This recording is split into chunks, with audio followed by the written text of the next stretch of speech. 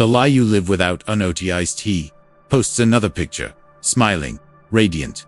Her followers call her lucky. They say she has the perfect life. But what they don't see is that she cried in the bathroom for 40 minutes before taking it. He gets promoted. Everyone claps. His parents beam with pride. But on the drive home, he grips the steering wheel so tightly his knuckles go white, because he doesn't know why he's doing any of it anymore. And then there's you. You've done it too, haven't you? Said you were okay when you weren't. Agreed with someone just to avoid conflict. Laughed at a joke that made you feel small inside. Silenced your own voice to keep someone else comfortable. It starts small, harmless, even a little self-editing to fit in. But then the edits multiply, until one day, you wake up and realize you don't know who the hell you are anymore. You became what the world rewarded, not what your soul required. Carl Jung didn't call that growth. He called it betrayal. People will do anything, no matter how absurd, to avoid facing their own soul. Carl Jung, what if the pain you feel, the exhaustion, the meaninglessness, the quiet despair behind your smile, isn't a personal failure, but a side effect of denying your own truth for too long? What if the real you isn't lost, just buried, not under weakness, but under adaptation, not under laziness, but under expectation, not under stupidity, but under survival? Jung believed there is something inside you far more terrifying than darkness. What's truly terrifying is the part of you that's true. And you've spent your whole life avoiding it. This video isn't about motivation. It isn't about healing. It's about exposure. We're going to dig up the buried self, the one you abandoned, the one you never let speak. And when we do, you'll discover a truth that might destroy the life you've built, but save the person you were always meant to become. The mask is not you'd have done everything right. You studied hard, got a decent job. You say the right things at the right times. You keep your rage private, your sadness masked with politeness, and your fears hidden behind distractions you call entertainment. And yet, something feels deeply wrong. There's a strange discomfort, a restlessness that visits you late at night, not loud enough to be a scream, but sharp enough to keep you from sleeping in peace. You start to wonder, if I've done everything right, why does it all feel so fake? Carl Jung had a name for that fake feeling. The persona, a mask you created to be accepted, admired, and safe. A survival costume tailored perfectly for society, but stitched together from pieces of your true self that you've silenced. The persona is that which in reality one is not, but which oneself as well as others think one is. Carl Jung, 2 essays on analytical psychology. Who did you have to become? As a child, you learned quickly. Anger makes adults uncomfortable. Sadness makes you weak. Honesty gets you punished. So you adapted. You became the good kid, the funny one, the achiever. You molded yourself into whatever earned you attention and approval. And in doing so, you amputated parts of your soul. That wasn't vanity. It was survival. But now, as an adult, you've forgotten where the mask ends, and you begin. Your personality is so refined, so controlled, so safe it no longer feels alive, because it's not. Real example, the disintegration behind the applause stick. The story of Robin Williams, a man whose laughter healed millions. His persona was brilliance, funny, gentle, energetic. But behind that mask was a tortured soul, battling addiction, depression, and a loneliness he rarely spoke of. The world loved the mask, but the man behind it was slowly dying, until one day, he did. This is what Jung feared. When you are loved for your persona, you begin to believe that your real self is unlovable. The greatest tragedy of the family is the unlived lives of the parents. Carl Jung, but it's also the tragedy of children, friends, workers, anyone who becomes what they must instead of who they are. The persona becomes a prison. You might not feel broken, but numb. You might not cry every day, but nothing excites you anymore. You're not falling apart. You're performing a role so well, the audience doesn't even know it's killing you. That's the danger of the persona. When you invest too much in the mask, it becomes too expensive to remove. You stay in the job you hate, the relationship you've outgrown, the belief system you no longer trust, because removing the mask might cost you your reputation, your comfort, your identity. So you keep playing the part, even though it's slowly erasing you. You've been rewarded for betraying yourself. You were praised for keeping your mouth shut.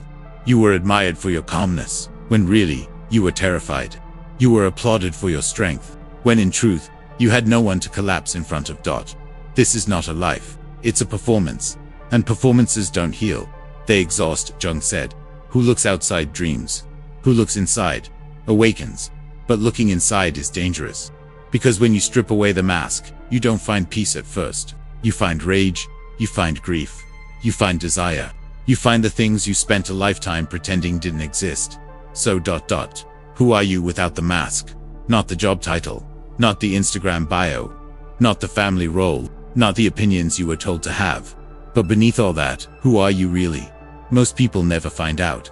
They die as their persona.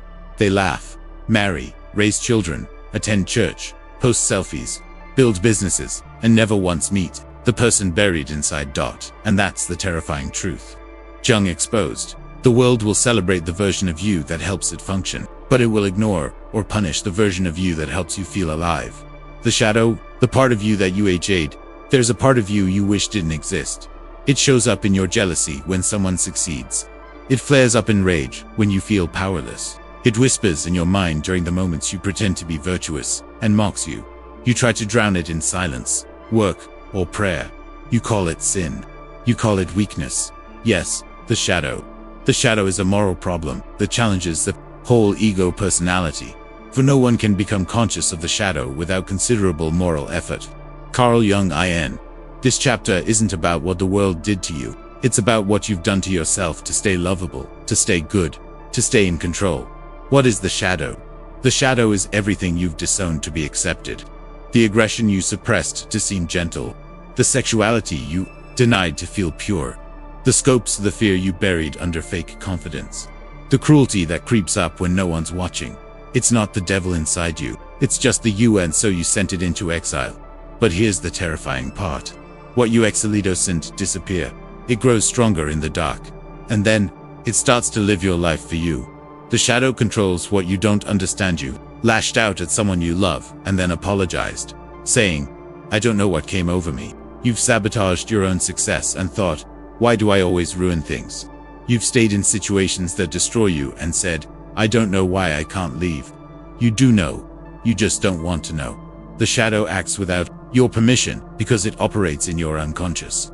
It's like an emotional terrorist living in the basement of your psyche, and you've spent your whole life pretending he doesn't exist. Everyone carries a shadow, Jung wrote, and the less it is embodied in the individual's conscious life, the blacker and denser it is. The tragedy of public saint-saver. Notice how the most righteous people sometimes hide the darkest secrets. The pastor who preaches purity but abuses power. The activist who fights injustice but abuses their partner. The police, these aren't exceptions. They are consequences. Because the more a person denies their shadow, the more it takes control and acts out in secret. This is why Jung didn't trust virtue that came to isolate, because often it isn't genuine, it's compensation. The shadow isn't evil, it's repressed power. Here's what no one tells you.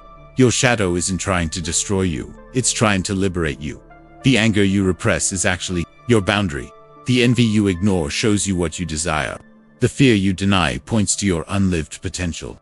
But why are we so afraid of our shadow? Because it contains everything we weren't allowed to be by our parents, our culture, our religion, or even ourselves. If you grew up in a home where anger was punished, you repressed it. If you were told your sadness was weakness, you learned to smile through pain. If your sexuality was shamed, you hid it, and now it haunts your dreams. So we build a good identity, polished, selfless, obedient, and we push the rest into a psychological graveyard, calling it evil, calling it shameful.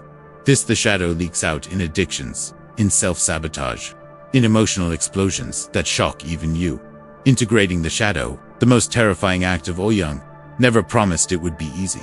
Facing your shadow means acknowledging what you've done, what you've denied, and what you've secretly desired. It means realizing that you are not only the victim in your story.